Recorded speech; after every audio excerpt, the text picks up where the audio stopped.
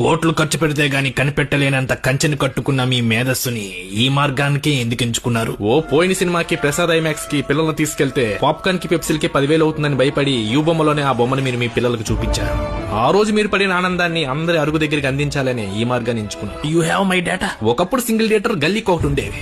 ఇప్పుడు అందులో సగం పెళ్లి మండపాల్లా మారిపోయాయి. ఫ్లెక్సీలు కట్టుకోలేని, ఫ్లెక్సిబిలిటీ లేని మల్టీప్లెక్స్ లో మాల్లో ఎన్నుంటే ఏం లాభం సార్? ఎస్కలేటర్లు, ఎలివేటర్లు ఉన్నాయని మాల్లో మెయింటెనెన్స్ అన్ని, మూవీ టికెట్ల మీద పడితే మధ్య తరగతి కుటుంబ మెయింటెనెన్స్ ఏం కావాలి సార్? మీరు చేస్తుంది సాయం అని, సమాజ సేవని సమర్థించుకుంటున్నారా? ఒక ప్రేమికుడికి భయం తన ప్రేయస్ అంటే సమోసాతో సరిపెట్టుకోకుండా ఎక్కడ పాప్కార్న్ పెప్సీ కాంబో అడుగుతుందేమో అని. నలుగురు పిల్లలున్న తండ్రికి భయం నాచోస్ అంటే లేస్ ప్యాకెట్ తో పిల్లలు కూర్చోకుండా ఎక్కడ నాచోస్ అని నాంచుతారేమో అని. లీటర్ వాటర్ 50 రూపాయలు, పావు లీటర్ పెప్సీ 180 రూపాయలు. పోనీ ఐనాక్స్, ఐమాక్స్ లో ఇంటర్వెల్ నుంచి తప్పించుకుని సింగిల్ థియేటర్ లో సమోసాతో సర్దుకుందామంటే అక్కడ టికెట్లు కూడా 300-400 పెడితే ఎలా సార్? ఇలాంటి కారణాల క్రైమ్ లో నుంచి పుట్టుకొచ్చింది ఈ పైరసీ.